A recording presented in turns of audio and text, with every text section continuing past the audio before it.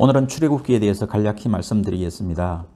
출애굽기는 애굽의 속박으로부터 탈출하는 이야기이며 고통으로 시작해서 해방으로 끝을 맺는 이야기입니다. 애굽의 총리였던 요셉을 모르는 그 새로운 바로가 즉위하게 되자 바로는 당시 고센 땅에서만 살았던 이스라엘 백성들의 엄청난 인구가 자신의 왕권을 위태롭게 할까 두려워서 이스라엘 백성들을 혹독하게 통치합니다.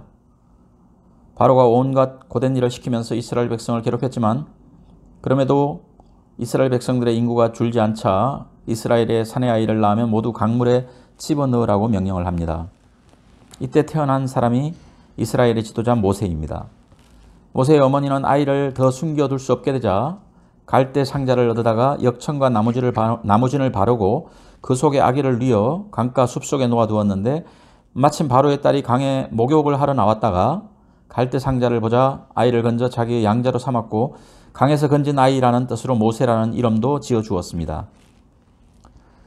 40세가 된 모세는 동족인 이스라엘 민족이 심한 노역을 당하는 모습을 보고는 감독을 죽이게 되고 이후 이집트와 가나안의 중간지대인 미디안으로 피신하는데 망명자가 된 그런 광야에서 저절로 불이 타오르는 떨기나무 앞에서 이스라엘을 구원할 사명자로 하나님의 부르심을 받게 됩니다. 하나님을 만난 그는 민족을 구원하라는 명령에 순종하게 됩니다. 모세는 이스라엘 백성의 해방을 요청하지만 바로가 노동력 상실을 우려해서 해방을 거부하자 10가지의 재앙을 일으키는데 그 마지막 재앙은 장자가 죽는 재앙입니다.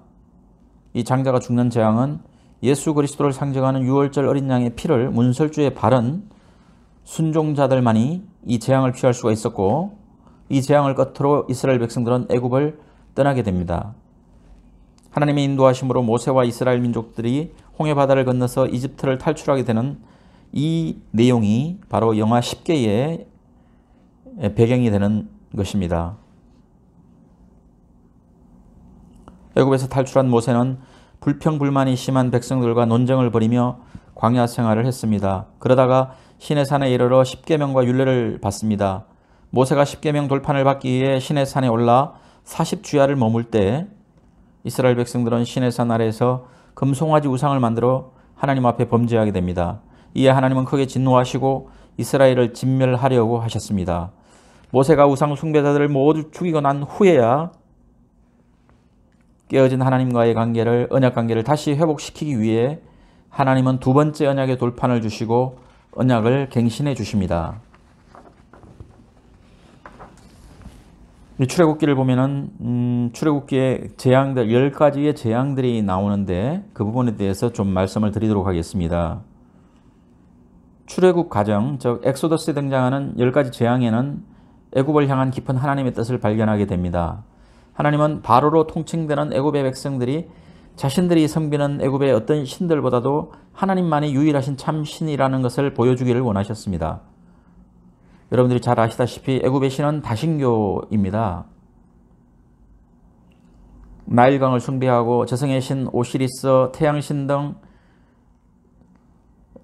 이집트의 종교는 다양한 신들을 섬깁니다. 출애굽기에 등장하는 10개의 재앙들은 모두 애굽의 신들과 직간접적으로 연결되어 있습니다. 하나님은 바로와 동시에 애굽의 모든 신들을 심판하셨습니다.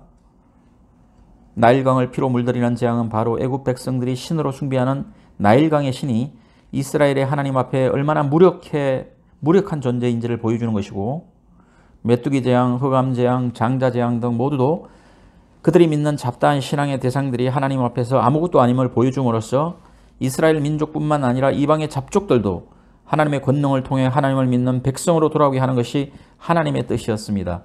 이를 위해 하나님은 그들의 완악함을 사용하셨고, 완악함의 끝은 항상 그들의 실패를 보여줌으로써 많은 애굽 사람들조차 하나님의 위대하심을 깨달아 알게 합니다.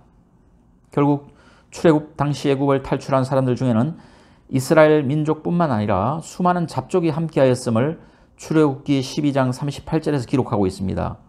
이 내용은 신약에서 예수 그리스도를 통해 선민이라고 하는 유대인뿐만 아니라 이방인인 우리들에게도 예수 그리스도를 통한 하나님의 구원의 방편이 마련되어 있음을 이미 출애굽기에서도 보여주고 있는 것입니다.